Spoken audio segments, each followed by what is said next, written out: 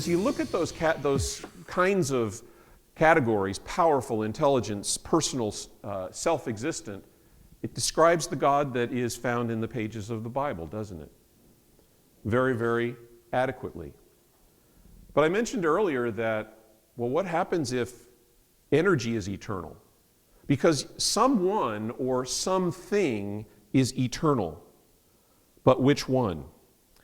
Is it the God of the Bible, who's powerful, personal, intelligent, self-existent? And I've added spiritual here. That means non-material. Because at the point of beginning, we imagine that point of beginning as being very hot, a process that we don't understand because God has not explained the process. He has told us that the process took place, but he doesn't explain to us what the scientific process was. But we imagine that it had to do with heat and expansion and creation. And a material creator couldn't stand the heat, so to speak. A material creator would have to be dead. And certainly if you accept the Big Bang, those kinds of forces and timescales would sterilize anything that would be alive. It would kill anything. And so truly, not only would something have to come from nothing, but that something that blew up would certainly be non-living, and then that would give rise to life later on. That's the idea of energy being eternal. Energy would have the characteristics of this creator. And so, we observe that the stars are burning out, but they're still burning. And so if energy were eternal, and this gets a little tricky, if energy were eternal, lasting forever, by the time it got here, it would have all decayed into non-useful energy, as I said in the past, right? The total energy is still there, but now it's not useful energy. And so nothing could ever be done. But we are not in that situation in our present day universe. And so it does not appear that energy is eternal. And you have to ask the question now, if energy is the source of eternal source of the universe as a beginner, is energy guided by intelligence and reason? Not that I know of. Is energy itself is lifeless. And how then can it be the source of life? Energy is impersonal. How can it be the source of a personal, and now we think of ourselves, a conscious being? Where does consciousness come from? Of dead, lifeless, powerful, but not controlled energy. How can that be the source of what we see today as purposeful life, with design that's seen all the way through it, with all these characteristics of humanness that are reflected in what we see as the characteristics of the Creator. And that's why the Scriptures reflect that God created man in His image. We certainly have some kind of power in our lives. We're personal beings, we're intelligent, we're not self-existent. We are, in fact, dependent, and then we are physical and not spiritual. So there's certainly some differences as us being the creature rather than the creator. So God is the source, the single source of all reality. And He is that by His own choice and action. And that's important. God is the sufficient cause for every effect that exists. Now this is a little twist on the statement about I think, therefore I am. I look at it as I am, therefore God is. And we have to go back to what we said about your parents. Your parents were, therefore you are. In an unbroken chain of passing on life from one generation to another generation. You would not exist if there had not been an unbroken chain of life going back from the beginning of life to today. And all of those people, all those individuals in your ancestry had to actually exist for you to actually exist today. If you actually exist. Now, there are some philosophers that don't think they actually exist, which is fine. But I can't figure that one out. But I look at it as, look, the world is. And that world had a beginning, and it had to be caused by something real, and the result of that causation are the things that are. And as I look at that, I say, that must mean that there was a beginner outside of the universe. God has placed us in a cause and effect world. So another way to look at this is the fact of God is necessary to the fact of man. Or you could say it's necessary to the fact of the world, or badgers or wolverines, or tigers or lions or tigers and bears, right? The fact of God is necessary to the fact of existence. And if we personalize it, that is you and I. And so, in a natural cause and effect world, effects do not arise without a sufficient cause. And the beginning of the universe is just that, just the beginning. And the beginner was God. Does God exist, or is there no need for God? The answer is God does exist. What begins to exist, now think about and follow this reasoning closely. What begins to exist must be caused to exist. And the universe began to exist. Therefore, the universe was caused to exist by an agent outside of itself. That's just standard logic. This is why that people from 1450 BC looked at logic and looked at mathematics apart from the scriptures and said, there's a beginning.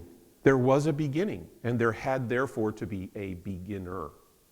Totally apart from necessarily the Hebrew scriptures and the book of Genesis. What that means is there is a God. God is the mind behind the design. I don't know if that rhymes particularly well, but we'll talk about the concept of mind as we get just to the end of our discussion tonight. But God is the mind behind the design.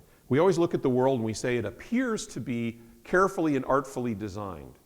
But of course, that's an illusion if you believe in the philosophy of naturalism, of a natural beginning to the world and a natural evolution, both cosmic, geological, and biological evolution. There's no mind. Everything came from time, chance, and natural processes without a mind behind the design.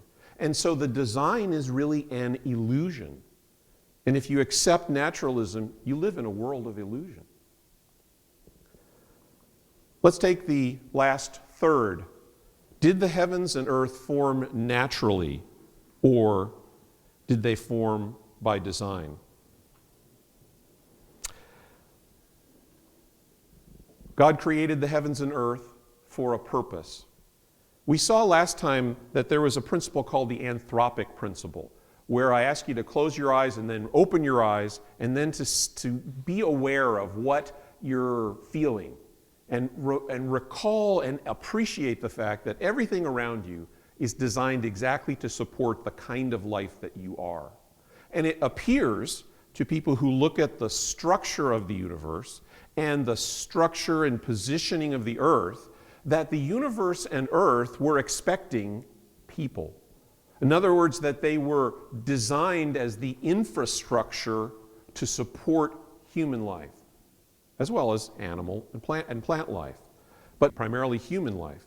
And so that was what I expressed to you as the constructionist principle, that physics, chemistry are the foundational pillars on which biology is constructed, and the biology of life eventually goes to support human beings who are made in the image of God. So the question is, okay, well, it looks like the universe and earth, and we're expecting people, we're designed for people. How?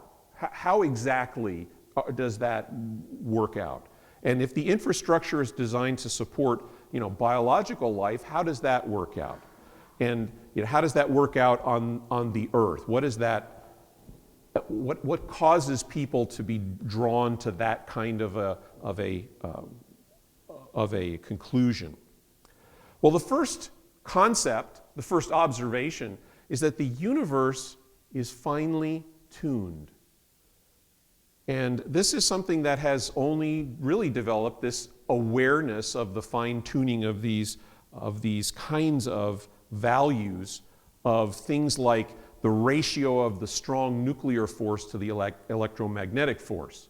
And there's about 30 of these values. And some are standalone values. Others are ratios of energies in atomic interactions within the nucleus.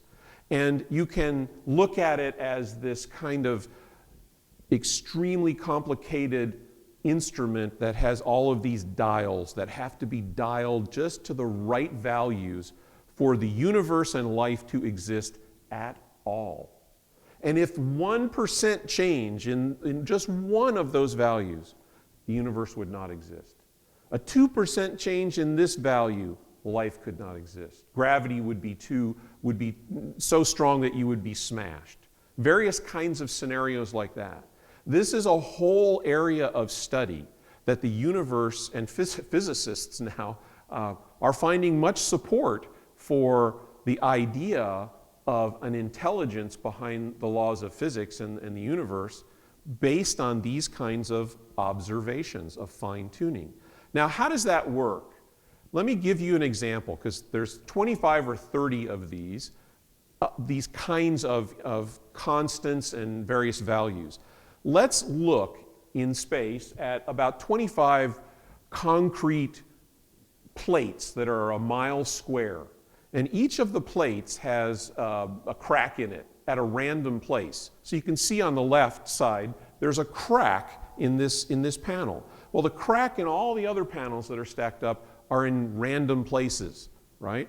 And so what happens is, if you can see that, now you're seeing end on the set of 25 or so, and you can see the crack in the very first panel. And then the panels begin to slide relative to one another. And it's as though the cracks are lining up. And all of a sudden you see light come through the front crack. Now what would that mean? Well, that would mean, surprisingly, that all of the cracks were lined up just perfectly, even though that they were random in the 25 different mile square concrete plates. Somehow you're seeing all the way through to the other side. That's the idea. That doesn't happen by chance. That happens because they were arranged very specifically to line up. And that's the concept behind the fine-tuning of the universe. Now you can go read about all these constants and ratios of electromagnetic forces and look at them yourself, but I'm not the physicist. Dave is the physicist. Ask Dave. So the universe appears to be created with very carefully balanced features that if they were off, their calibration was off, life and the universe would not exist. Arno Penzias was the gentleman who discovered that background 2.7 degree radiation in all directions. He was not a believer. He's very agnostic in his belief. But his conclusion was astronomy leads us to a unique event. A unique event. The universe that was created out of nothing. One with the very delicate balance needed to provide exactly the right conditions required to permit life. And one which has an underlying, and these are his words, one might say supernatural plan. So even the physicists and the astronomers are looking at the universe and saying, this really looks very supernatural to have all of these constants have a certain value. Now, of course, they might say that, well, of course they would, because the only way we could observe this universe is if we won the cosmic lottery and all of these things happened by chance. Otherwise, we wouldn't be here to observe it.